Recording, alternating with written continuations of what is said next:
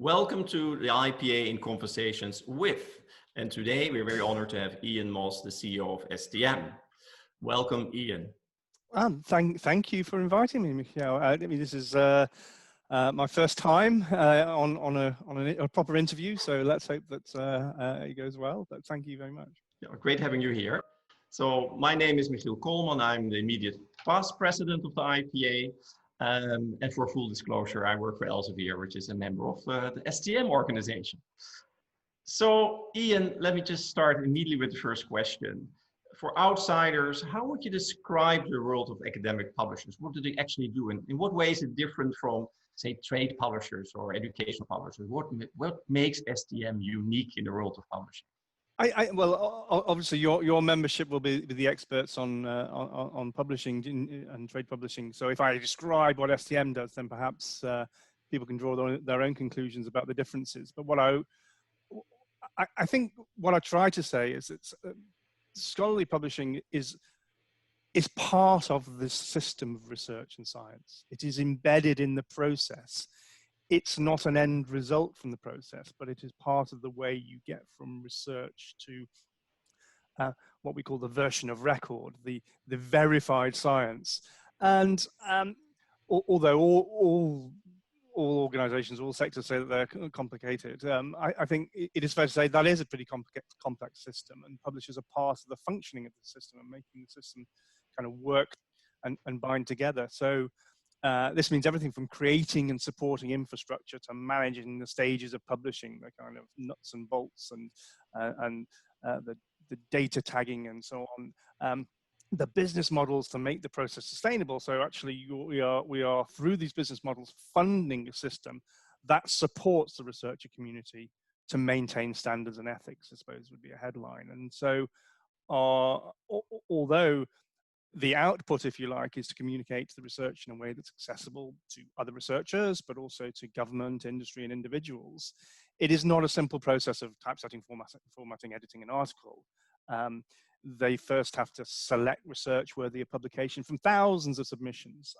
We need to verify the research, organize peer review, check for plagiarism, mistakes in the data, make any necessary amendments, all before the version of record the public sees. And you know, as part of my introductory reading, I got to read the Scholarly Kitchen piece on the 60 things that journal publishers do, and by 2018 they'd amended it twice to the 102 things journal publishers do, and I think that reflects as the volume of research grows, so does the responsibility of publishers to help find, verify, promote, and maintain the version of record. And so and we in STM, I guess, are trying to help our members collaborate to achieve those objectives. So that's kind of a headline sort of overview, I think, of our industry.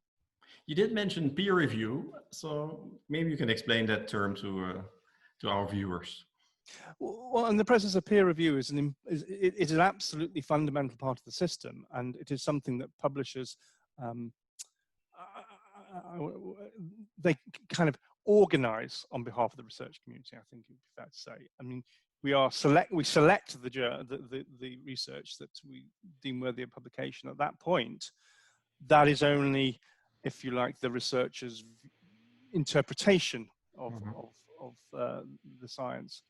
What we need to do then is to test that with other experts to check whether those are the correct conclusions, if you like, to draw from the data or the research or the experiment or whatever the process is, to make any comments that they think would improve the text or improve the interpretation.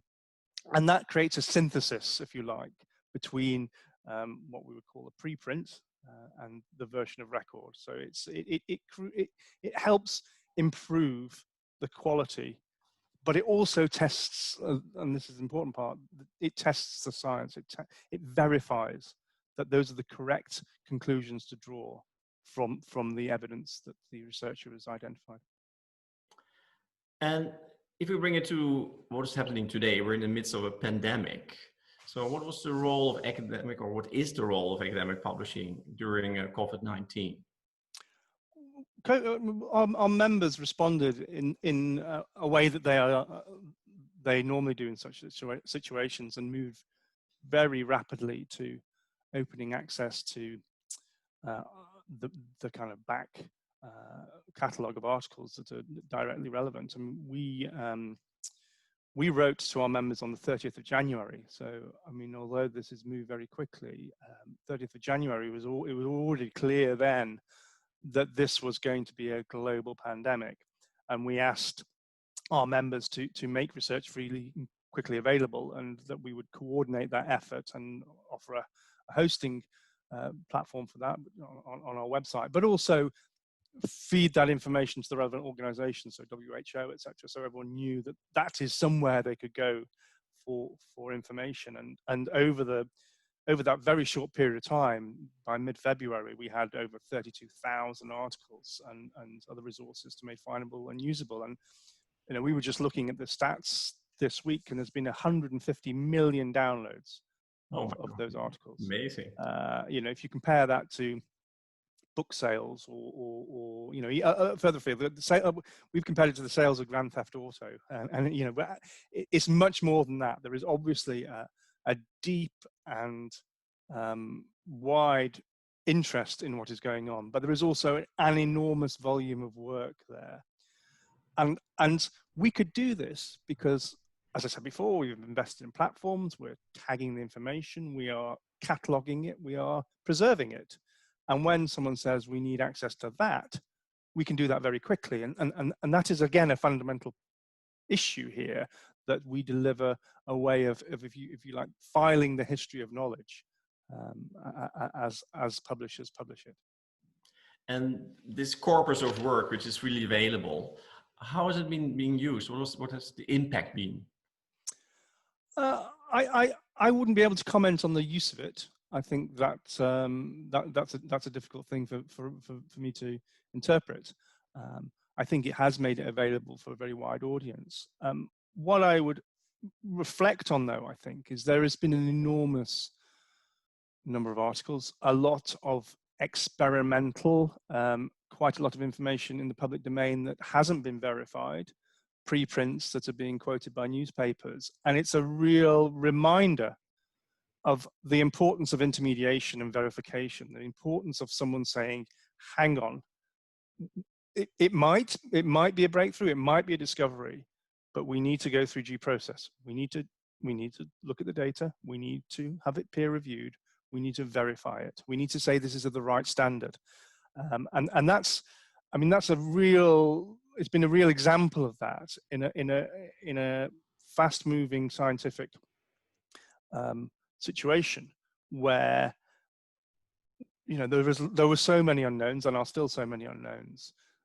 It is so easy to try and latch onto something that might be the kind of the quick answer, and it's really important we don't miss those stages out, because if you miss those stages out in this current situation, we have governments making decisions on the back of research that is wrong. And that's you know, that's an incredibly sensitive situation, I think. And so we remind ourselves that we work at pace, but we don't miss out any of the steps. So most of your customers are research universities, institutions. They have researchers and students. How do you think they have been affected by the lockdown? Well, I think everybody has experienced both a personal experience, but also a shared experience, I think, because it is unprecedented for everyone to have to go through the same thing, I think, at the same time, globally. It is, I mean, that is an extraordinary thing to have happened, that so many countries in the world locked down at more or less the same time. And so there was no examples to work from. We were working it through together. There is no doubt that the university sector and the education sector generally, and obviously as someone with young children, I'm very personal experience this, that it has disrupted the education of a generation of children. It has changed the way that people have had to interact with education, with their institutions. It has taken away the personal in the higher education sector that is an important part of that experience. And I think for all people in all sectors, there is a great uncertainty, both about very simple, very simply, the next academic year and admissions and deferrals and those sorts of questions, but also the kind of economics of all of our sectors. And also on the upside, have we made some breakthroughs here that we will always learn from? Do we need thousands and thousands of people to go to one place for a period of time to interact and learn, or is this something that is going to be much more fluid in the future and much more online and much more interactive and on an upside, much more collaborative? You will be able to take courses from wherever you want in the world. You'll be able to talk to researchers from wherever you are in the world. Now, that's always been the case, but now everyone's tried it. Maybe things will change. So it's uncertain. There's obviously a huge impact, but there may also be changes, and those are lasting changes. You did mention also the economic downturn, so to say. What are you expecting for your members? What will be the effect?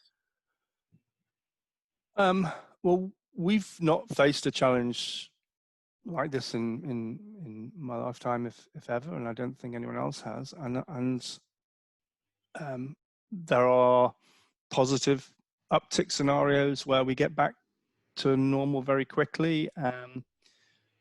The science gets to an answer much quicker than we expect, and we return to more normal economic activity as quickly as that. I think the impact on the journal sector this year is not the question. It is next year and the year after and ongoing. That is not the same for the book publishing side of our members' business, where the massive fall off in sales and publishing because of everything from supply chains to points of sale has been dramatic, and obviously quite a few of our members are on both sides of that business, and so even if journals has an okay year, will be suffering elsewhere in their business. But I think there'll be tough times for everybody ahead, and I think everyone knows that. And just in the way, again, we organize as a business and an operation, I think there'll be many questions going forward as to whether there'll be lasting impacts on the way we do business. For instance, we talk about the Frankfurt conference and deals that were done there, and the kind of face-to-face nature of a lot of our interactions, and maybe that will never come back in quite the way it was. So there are all different aspects to this, and I think we're preparing for every scenario whilst hoping for the first scenario, which is that actually we can return to normal reasonably quickly. The economy everywhere recovers reasonably quickly because of steps that governments have made, and that business returns to some sort of normality. You did mention, books and journals. So talking about journals, of course, there is the well-known subscription model, but in the STM community, there's also an alternative business model called open access, which is part of something of a larger movement called open science. Can you perhaps explain a bit what is this about and how does it affect your members? Well, I mean, there is a movement within some funders, some research communities, that research should be made freely available once it's been created and as we say, published, for anyone to access without having to pay a fee to read the article. I think, and our members are open access publishers. I mean, it's part of our business. In many ways, we are a service, and to the academic world. And if that's what the academic world wants, and that's what Funder wants, then it's absolutely right, and we provide that. But you know, we provide that in a way that maintains those standards that I was talking about. We have the quality standards. With the quality standards. Look, there has always been change. There has always been change in publishing over the course of history, and publishers have always responded to that change. There's always been new business models, and we've had 20 years of online now. You are not going to go back to a world where science is not freely available and online and shareable. That is the reality. The reality that we have to deal with is how you ensure that that validation process remains. I mean, I think that we have learned enough from the online world to know that intermediation really matters. Verification really matters. Quality standards really matter. And the idea that science can be crowdsourced, that kind of very optimistic view of how people act online, I think has shown itself to not be the case. So you need somebody, some way to say this has been checked at the very simplest level. Then there are all the other things I talked about as well. I mean, the publishers do, the selection in the first place, the kind of, the putting it in the right kind of journal, even if it's not for them, they may pass it down the chain. The amendments, the putting the data out there, which we are very keen on, so that people can reproduce it, checking for plagiarism, all those sorts of questions, they still remain and they still have to be funded. So that's a roundabout way of saying, yeah, we are absolutely in the world of open access. That is where enormous parts of our business will be in the future. We will be serving that need. But that need has to be funded still. It doesn't become free just because you will it to be. The things that matter in that system still have to be funded. And I think it's been fascinating again over this period to see things like preprint servers putting up very clear messages to say, actually, this has not been checked. The disclaimer almost. Yeah. A disclaimer almost. Yeah. And that shows that you know, that process is worth preserving. Now, whether it's preserved in the same way or by the same people, there are no barriers to entry here for other methods of doing this. It's just that I would say that our membership has been doing this for a very long time. It's very efficient. It's very professional. And, you know, that is not easy to replicate from a standing start.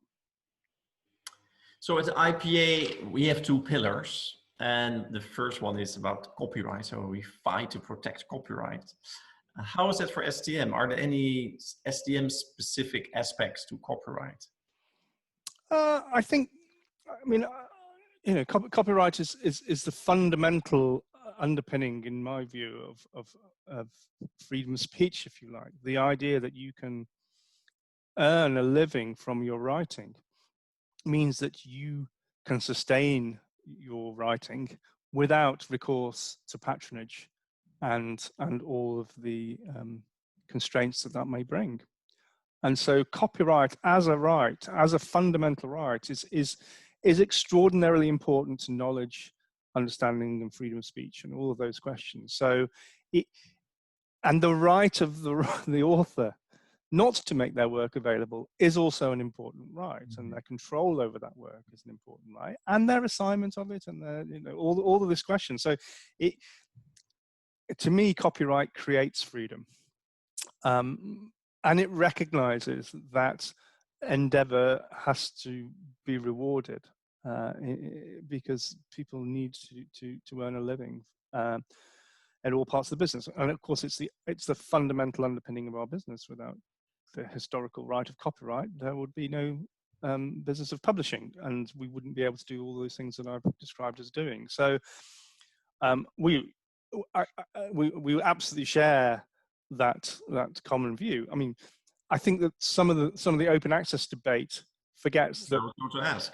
It's that's nothing to do with copyright. Well, in fact, copyright underpins that system because it includes my right to be able to publish it for free anywhere in the world.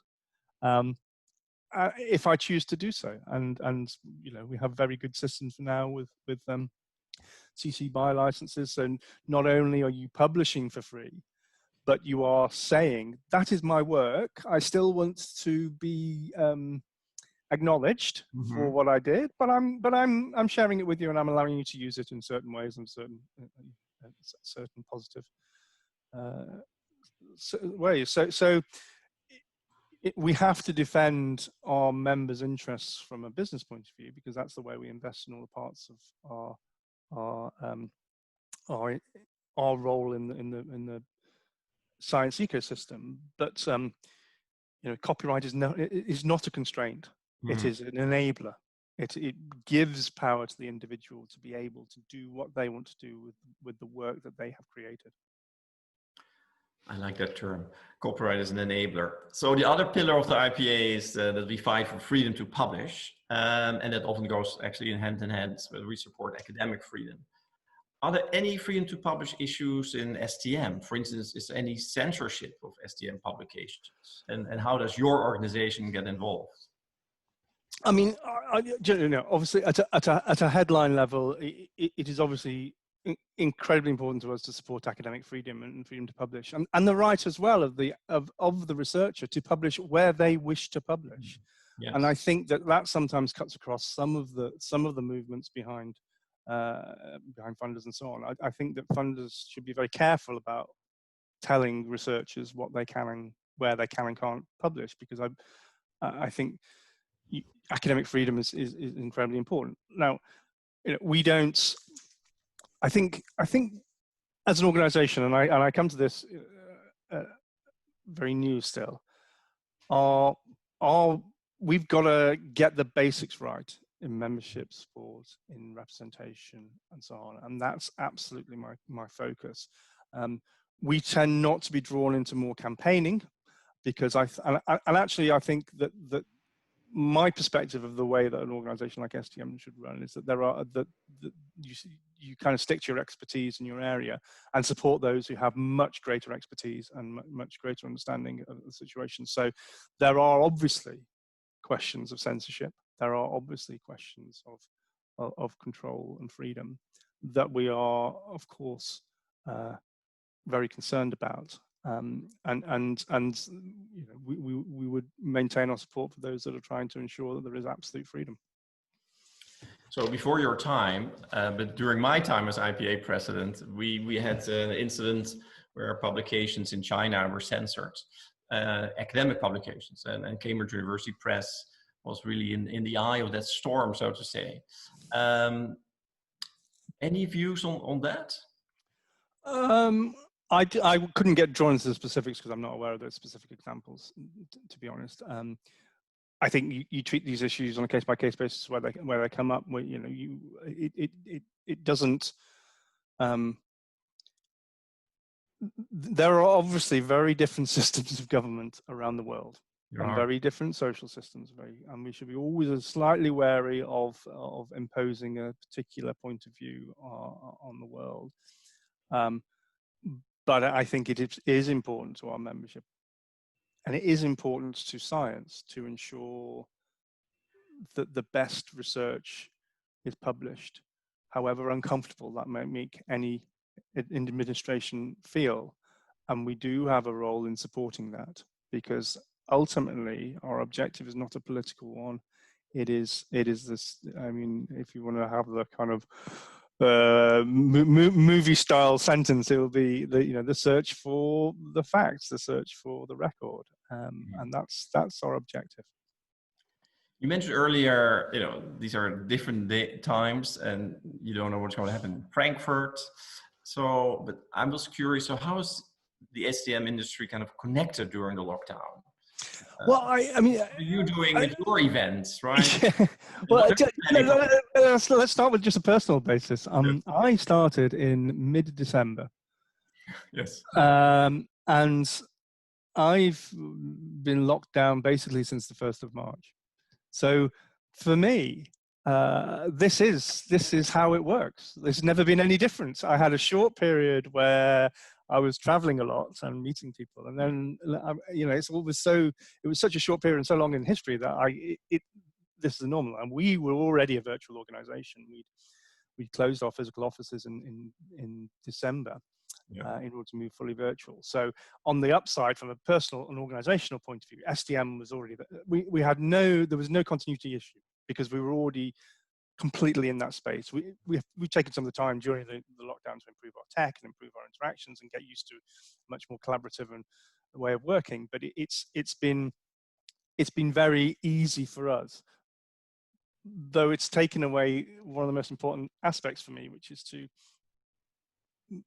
meet people, get out there, represent our organization. And of course I can do events like this, for which many thanks. And I can in many ways talk to a much greater number of people across continents. But I think there's just something about the personal interaction that's very important, particularly for me starting out, particularly for me meeting people by chance, all of those conversations that are incredibly rich and warm that you get at these sidelines. So, you know, that's my kind of personal reflection from being two-thirds of my career in STM has been sitting in my garden office. And as the IPA, I'm sure we would love to welcome you in Geneva and show all the work we've been doing there with WIPO. Oh, absolutely love to. But so the Frankfurt issue, I think it will be hard for a lot of members to plan to take large exhibition space and large numbers of staff out by October. And I think that naturally creates a momentum of its own. I personally, as an employer, would not feel comfortable at the moment saying to my staff that they had to go to Frankfurt, and that obviously affects the way that we would plan for the conference. But it's also really important that we maintain that community that talks to each other. So we will still have what we call a Frankfurt event. It may not be that there are people physically in Frankfurt watching it, but that's a Frankfurt event. But we're also thinking of having, rather than just a one-off show, we might have a bit of a box set. So we'll have some little satellite seminars in the lead up to that conference that can go a bit deeper into some of the issues that we're all facing and continue the dialogue that way. But also that gives us an opportunity to try and break out into those little groups of 10, 20, 30. And so there is a bit more interaction rather than the Zoom talk that a lot of people have had to do. Great. Well, we all look forward to that, the pre-conferences and the conference itself. Thank you so much for this interview. And thank you also for the great, collaboration between STM and the IPA throughout the years, and I'm sure also under your leadership. Thank you ever so much for inviting me. It's been an absolute pleasure. And yes, I'm looking forward to getting out to Geneva and meeting everyone, but also, this is both a terrible, terrible situation and an incredibly important one for us all to work through together. So I think that this is going to be a testing, but a really kind of experiential move over the next couple of years. And so thank you very much for Great. Thank you for your views. Thanks so much.